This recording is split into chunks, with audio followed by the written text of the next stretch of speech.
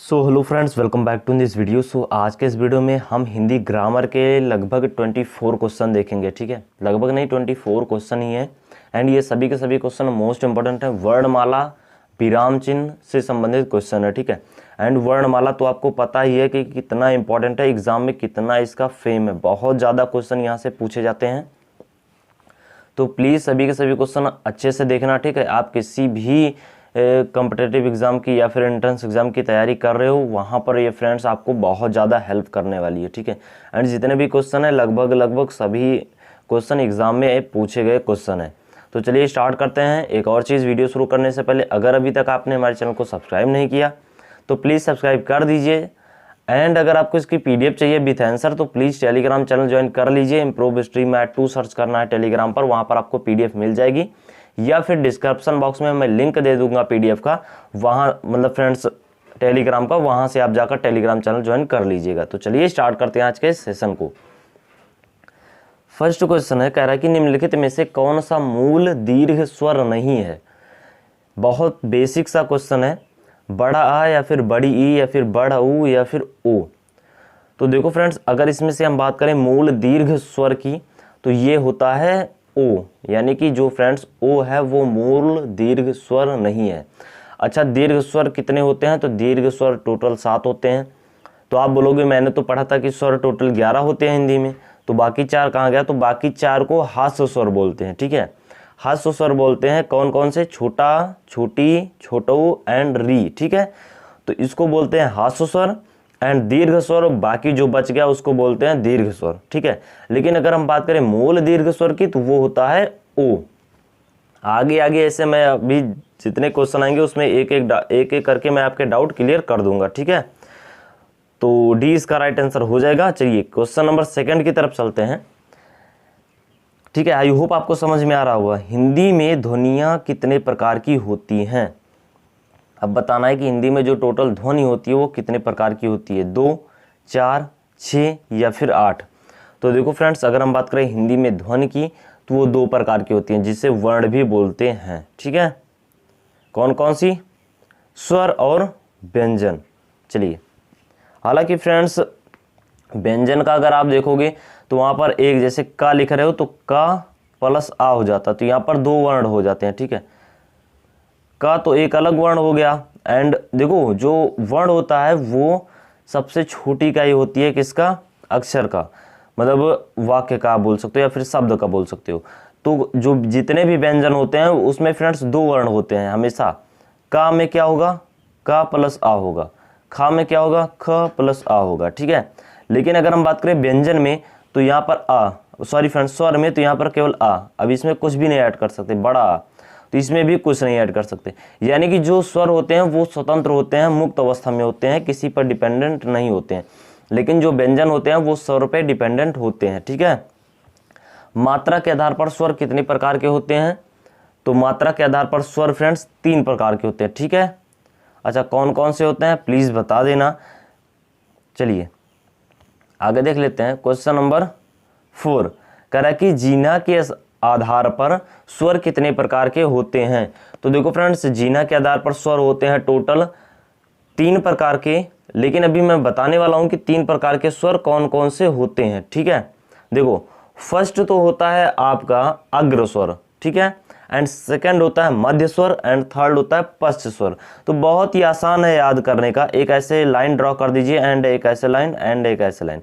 ये हो गया अग्र, ये हो गया मध्य एंड ये हो गया पश्च। ठीक है, तो मिड में एक लाइन ड्रॉ करिए जिसको मध्य जिन्ना बोल दीजिए, एंड उसके आगे अग्र हो जाएगा एंड उसके पीछे पश्च।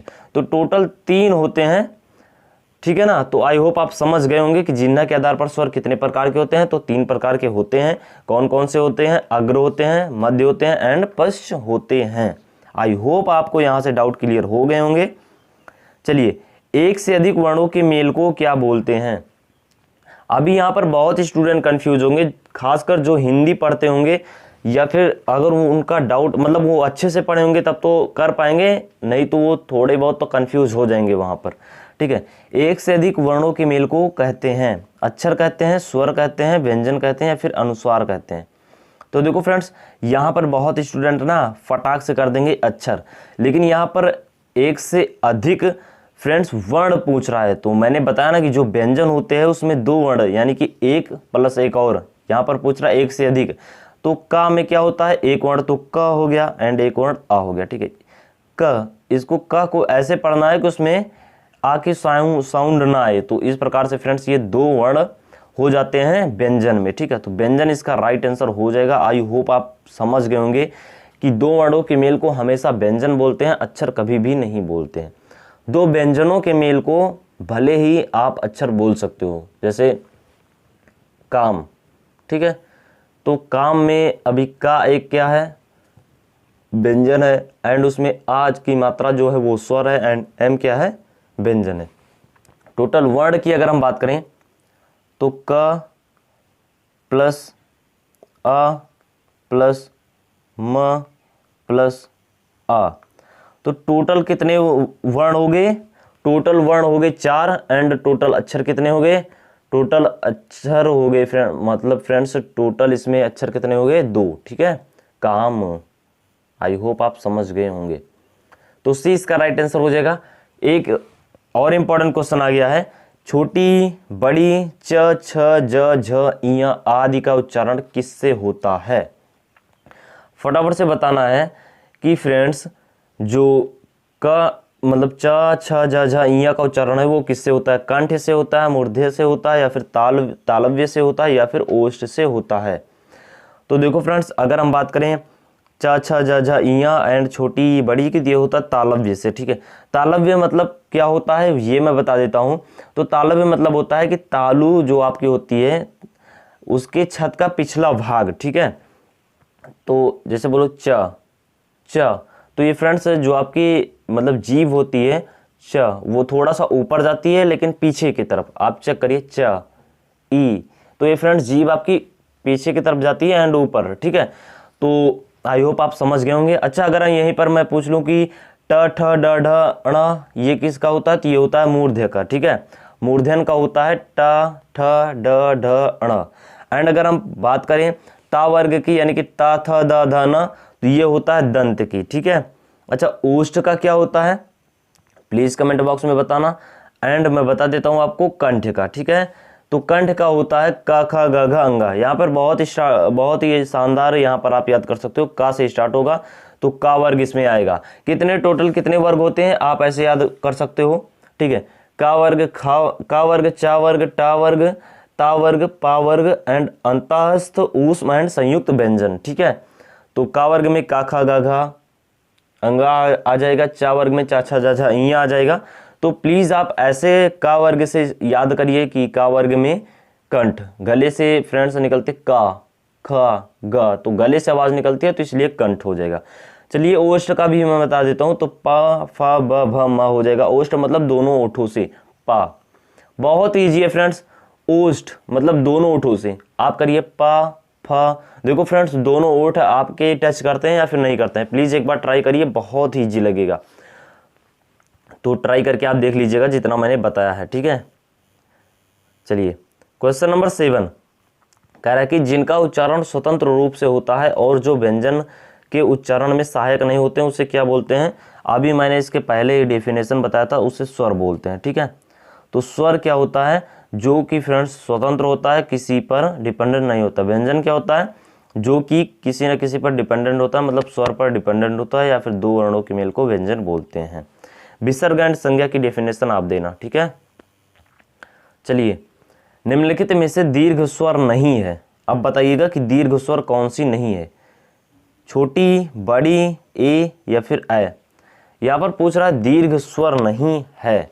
तो देखो फ्रेंड्स, अगर हम बात करें दीर्घ स्वर की, अभी मैंने बताया कि दीर्घ स्वर कितने होते हैं, 7 होते हैं, एंड ह्रस्व कितने होते हैं, 4 होते हैं। टोटल 7 4 11 होते हैं। तो छोटा ऊ एंड छोटी एंड री, ठीक है। तो इतने तो होते हैं ह्रस्व स्वर। अभी देख लो फ्रेंड्स, इसमें से कौन सा मिल रहा है, तो इसमें से फ्रेंड्स केवल छोटी मिल रहा है, यानी कि ह्रस्व स्वर है, एंड जितने भी बच गए वो दीर्घ स्वर है। तो पूछ रहा है दीर्घ स्वर इसमें से कौन सा नहीं है, तो वो है छोटी ई, ठीक है। तो छोटी ई दीर्घ स्वर नहीं है। आई होप आप समझ गए होंगे। सबसे पहले ये देख लीजिए कि कौन सा दीर्घ स्वर है, तो वहां पर आपको डेफिनेटली वैसे ही क्लियर हो जाएगा कि कौन सा दीर्घ स्वर नहीं है। इसमें ऑप्शन फ्रेंड्स गलत दिया है, ठीक है, ये गलत दे दिया है, कोई बात नहीं है। निम्नलिखित में से अंतःस्थ व्यंजन कौन सा है? चलिए फटाफट से बता दीजिए कि ग है, ज है, व है या फिर सा है। अंतःस्थ व्यंजन कौन सा है? फटाफट से बताइएगा। तो देखो फ्रेंड्स, जो या से स्टार्ट होती है ना, य, र, ल, व, इतने होते हैं अंतःस्थ।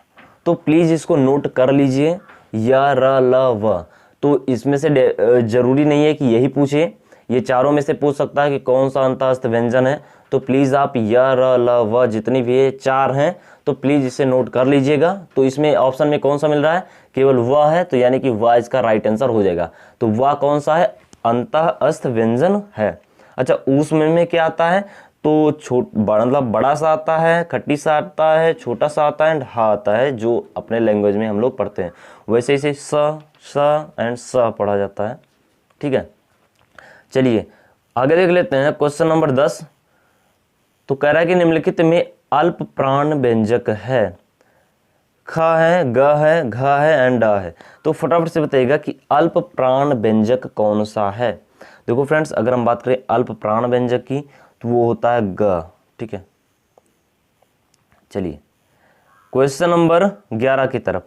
निम्नलिखित में से घोष वर्ण कौन सा है? ज है, क है, च है या फिर ट है। तो फटाफट से बताइएगा कि घोष वर्ण कौन सा है। चलिए, तो घोष वर्ण की अगर हम बात करें तो वो है जा। ठीक है, आई होप आपको ध्यान मतलब याद रहेगा ये सब कि घोष वर्ण कौन सा है। तो घोष वर्ण है जा। ठीक है ना। चलिए आगे देख लेते हैं नेक्स्ट क्वेश्चन। तो नेक्स्ट क्वेश्चन की तरफ बढ़ने से पहले एक मैं चीज़ आपको बताना चाहता हूँ। अगर आपको इसकी पीडीएफ चाहिए विद आंसर, तो प्लीज़ आप हमारे Telegram channel improve study math 2 को ज्वाइन कर लीजिए। वहाँ पर आपको पीडीएफ भी मिल जाएगी एंड वीडियो की लिंक भी मिल जाएगी। इसके पहले भी मैंने हिंदी ग्रामर के क्वेश्चन सॉल्व कराए हैं, तो प्लीज़ आप देख लेना। ठीक है, चलिए क्वेश्चन नंबर 13 कह रहा है कि काकल्य वर्ण कौन सा है? य, स, ह या फिर ड। तो फटाफट से बताना कि काकल्य वर्ण कौन सा है। तो देखो फ्रेंड्स, अगर हम बात करें काकल्य वर्ण की, तो हा होता है। अच्छा, ये सब चीज़ मैं आपको डिटेल में पढ़ाऊंगा जब ग्रामर की स्पेशल क्लास चलेगी। तो काकल्य वर्ण क्या होते हैं या फिर घोष वर्ण क्या होते हैं, ठीक है, या फिर जिन्ना क्या होते हैं। वैसे जिन्ना मैंने बता ही दिया है। दीर्घ स्वर, ह्रस्व स्वर, अंतःस्थ व्यंजन, अल्प प्राण व्यंजन, ये सब मैं आपको बताऊंगा। ठीक है, अच्छे से, बिल्कुल भी परेशान मत होइएगा। यह का उच्चारण स्थान है ओष्ठ, दांत, मूर्धा या फिर तालु। तो फटाफट से बताना कि या का उच्चारण स्थान क्या है। या, देखो फ्रेंड्स, या आप बोलोगे तो तालु आएगा, यानी कि फ्रेंड्स सॉरी फ्रेंड्स, यहाँ पर जो या होगा तो वो तो तालु ही होगा। लेकिन अगर इसके अलावा बात करें रा ला वा, तो वत्सर्य होगा। ठीक है, यहाँ पर बाकी और अलग होगा। ठीक है, तो उसके लिए सॉरी, थोड़ा सा गड़बड़ हो गया। चलिए, रा का विवरण है, पूछ रहा है कि रा का विवरण क्या है। क्वेश्चन नंबर 15, वत्सर्य, लुंठित, सघोष, अल्प प्राण व्यंजक, या फिर वत्सर्य, पार्श्विक, सघोष, महाप्राण व्यंजक, या फिर वत्सर्य, संघर्षी या घोष, अल्प प्राण व्यंजक, या फिर वत्सर्य, स्पर्श, सघोष, महाप्राण व्यंजक। तो सबसे पहले तो बता दूं कि ये अल्प प्राण व्यंजक है, र। ठीक है, र अल्प प्राण व्यंजक है। तो दो ऑप्शन तो वैसे ही गलत हो गए। एंड यहाँ पर एक और चीज़ है कि ये लुंठित यहाँ पर वर्ड यूज होगा। ठीक है, लुंठित। तो इसका राइट आंसर हो जाएगा option number A. I hope आप समझ गए होंगे। ठीक है, 8 से 9 क्वेश्चन और बचे हैं, तो देख लेते हैं अच्छे से। क्वेश्चन नंबर 16 कह रहा है कि अंतःस्थ और ऊष्म वर्ण कितने होते हैं। अभी अंतःस्थ बताया मैंने 4 होते हैं, या, र, ल, व। ठीक है, तो अंतःस्थ तो 4 हो गए एंड ऊष्म कितने होते हैं? 2 होते हैं। तो टोटल कितने हो जाएंगे? 8। अच्छा, ऊष्म कितने मतलब 2 होते हैं, तो 2 कौन कौन से होते हैं? तो वो 2 होते हैं, सॉरी फ्रेंड्स मैं क्या ही बोल रहा हूँ, 4 होते हैं। अभी 8 मैं बोल रहा हूँ लेकिन 2 बोल रहा हूँ। ठीक है, 4 होते हैं, छोटा सा मतलब बड़ा सा, खट्टी सा, छोटा सा एंड हा। ठीक है, अभी मैंने इसके पहले भी बताया था, मैं 2 पता नहीं क्यों बोल रहा हूँ। तो 8 हो जाएंगे टोटल, 4 एंड 4, या अलावा एंड छोटा सा, बड़ा सा, खट्टी सा, छोटा सा एंड हा। ठीक है, चलिए दीर्घ का वर्ण विच्छेद है। द धन री धन ग धना, या फिर द र ओ ग, या फिर द धन री धन ग, या फिर द र अ ओ, या फिर ग आ। तो फ्रेंड्स ये तो बिल्कुल भी नहीं होगा, कभी भी नहीं होगा, ये तो नहीं होगा, ठीक है। एंड अगर हम बात करें फ्रेंड्स यहाँ पर, तो ये भी नहीं होगा, क्योंकि यहाँ पर गा को फ्रेंड्स सीधे लिख दिए हैं, गा प्लस आ भी तो होगा। एंड वो ये भी बिल्कुल भी नहीं होगा, तो ये हो जाएगा दा में री अगर जोड़ देंगे तो री की मात्रा कैसे होती है, ऐसे होती है ना, ऐसे ही तो होती है री की मात्रा फ्रेंड्स, ठीक है। तो ये द्री में री जुड़ जाएगा, तो ये हो जाएगा द, एंड यहाँ पर हो जाएगा री, ठीक है। तो ये हो गया द्री। एंड गा में भी मैंने बताया कि गा, जैसे का मैंने बताया था कि का अगर लिखा है तो इसको का प्लस आ कर देते हैं, ठीक है, का में नीचे हलंत लगा देते हैं। सेम अगर गा है तो गा में भी वही करेंगे, गा में हलंत प्लस आ कर देंगे, तो इसका राइट आंसर ए हो जाएगा। आई होप आप समझ गए होंगे, ठीक है। चलिए क्वेश्चन नंबर 18 की तरफ चलते हैं। करेगी सघोष वर्ण कौन सा है, प है, था है, बा है, या फिर स है। तो फटाफट से बताना है कि सघोष वर्ण कौन सा है। तो सघोष वर्ण है फ्रेंड्स बा, ठीक है। चलिए ऊष्म व्यंजक कौन सा है, अभी मैंने बताया था। तो ऊष्म व्यंजक हा है, या फिर ला है, या फिर मा है, या फिर जा है। अभी मैंने बताया कि कौन कौन से होते हैं ऊष्म व्यंजक। तो ऊष्म व्यंजक फ्रेंड्स यहाँ पर होगा हा, ठीक है। मैंने क्या क्या बताया था, अभी एग्जाम में ऐसा भी दे सकता है छोटा सा, या फिर खट्टी सा, या फिर बड़ा सा, तो वहाँ पर आपको ध्यान रखना है, ठीक है। ऊष्म व्यंजक। चलिए उद्यान का शुद्ध वर्ण विच्छेद होगा। उद्यान का पूछ रहा है, फटाफट से बताना है कि उद्यान का शुद्ध संधि विच्छेद क्या होगा। सबसे पहले तो यार आप यहीं से एलिमिनेट कर दो कि एन लिखा है, तो एन का तो फ्रेंड्स एन में ऐसे हलंत लग जाएगा। एंड आ किस ऑप्शन में है, ना तो इसमें है, ना तो इसमें है, एंड ना ही इसमें है, ठीक है। केवल एंड केवल ऑप्शन सी में है। एंड ऊ में देख लो, ऊ प्लस दया, ठीक है। लेकिन यहाँ पर दया बन रहा है, तो यहाँ पर फ्रेंड्स या की मतलब या भी आएगा, एंड प्लस बड़ा आएगा, ठीक है। तो उद्यान वैसे यहाँ पर इसी से भी आप एलिमिनेट कर सकते थे, या फिर फर्स्ट ऑप्शन से ही, ठीक है। तो सी इसका राइट आंसर हो जाएगा। आई होप आप समझ गए होंगे मैंने क्वेश्चन को कैसे सॉल्व किया। निम्नलिखित में से कौन सा टा वर्ग में नहीं आता। फटाफट से बताना है कि टा वर्ग में कौन सा नहीं आता है। अगर आपको छोटा बड़ा आता है तो आप बिल्कुल भी बता देंगे। फटाफट से बताइएगा कि टा वर्ग में कौन सा नहीं आता। वैसे मैंने यार यहाँ पर पॉइंट आउट कर दिया है, ठीक है।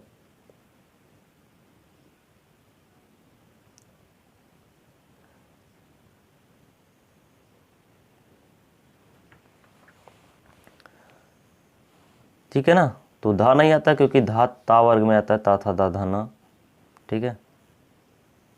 बाकी सब आते हैं टा वर्ग में। तो हिंदी भाषा में कुल कितनी वर्ण लिपियां हैं? 44, 33, 52 या फिर 48। तो ये है फ्रेंड्स टोटल 53। एक इसमें से स्र माना जाता है, ठीक है। स्र आप पढ़े होंगे, ज्ञा के बाद यूज किया जाता है स्र। क्षत्रिय, यहाँ से क्षत्रिय नहीं, श्रमिक कुछ तो ऐसे करके, ठीक है। तो यहाँ से यूज किया जाता है। जिनकी ध्वनियाँ केवल मुख से निकलती हैं वे हैं वृत्ताकार स्वर, संवृत्त स्वर, अनुनासिक स्वर या फिर निर्नासिक स्वर। फटाफट से बताना कि जिनकी ध्वनि जो होती है वो केवल और केवल मुख से निकलती है, वो होते हैं निर्नासिक स्वर, ठीक है। चलिए तो क्वेश्चन नंबर 24 करा है कि अर्ध विवृत स्वर है, मतलब बड़ा ऊ, ए, बड़ा आ या फिर ए। अर्ध विवृत स्वर कौन से हैं? तो वो है ए, ठीक है। अच्छा मैं आपको यार बताऊंगा कि अर्ध विवृत स्वर क्या होते हैं, ठीक है, वृत्ताकार स्वर क्या होते हैं, सब कुछ मैं आपको डिटेल में बताऊंगा। तो प्लीज़ चैनल को सब्सक्राइब करके रखिए। अगर आपको वीडियो मिलती है तो आपको नोटिफिकेशन तो मिल ही जाएगा, ठीक है। चलिए 25 करा है कि सभी स्पर्श व्यंजन कौन से वर्ग में है? स्पर्श व्यंजन पूछ रहा है। क, र, ल, ह या फिर य, स, द, र या फिर क, च, प, द या फिर ह, स, र, ब। फटाफट से बताना है कि फ्रेंड्स स्पर्श व्यंजन किसमें है? तो ये है फ्रेंड्स क, च एंड प, ड। ठीक है, तो ये इसका राइट आंसर हो जाएगा स्पर्श व्यंजन। अच्छा, क्या होते हैं प्लीज कमेंट बॉक्स में बता सकते हो। तो आज के वीडियो में रखते हैं इतना ही। एंड ये सभी के सभी क्वेश्चन मोस्ट इंपॉर्टेंट है, आपके एग्जाम में डेफिनेटली पूछे जा सकते हैं। ठीक है, तो शायद से 2-4 दिन में आपका एग्जाम भी होगा, तो ये सभी के लिए मोस्ट इंपॉर्टेंट है। आप किसी भी गवर्नमेंट एग्जाम की या फिर वनडे एग्जाम की, कंपटीटिव एग्जाम की तैयारी कर रहे हो जिसमें हिंदी पूछी जाती है, या फिर यूनिवर्सिटी एंट्रेंस एग्जाम की तैयारी कर रहे हो, तो सबके लिए इंपॉर्टेंट है। तो प्लीज़ आप लोग अच्छे से देखना। अगर आपको इसकी PDF चाहिए तो प्लीज़ टेलीग्राम चैनल को ज्वाइन कर लीजिए, उसका लिंक आपको डिस्क्रिप्शन बॉक्स में मिल जाएगा। ठीक है, केवल यही कि नहीं, जितनी भी वीडियोज़ हैं लगभग सबकी PDF आपको मिल जाएगी वहाँ पर विथ आंसर के साथ। ठीक है, तो प्लीज़ ज्वाइन कर लीजिए। आगे आपको मिलेगी नेक्स्ट वीडियो ज्योग्राफी की, पॉलिटी एंड हिस्ट्री तीनों की एक में, तो प्लीज़ उसे देख लेना। बस फिलहाल वीडियो में इतना ही, मिलते हैं नेक्स्ट वीडियो में, तब तक के लिए बाय बाय, टेक केयर, जय हिंद, पढ़ते रहिएगा। ठीक है।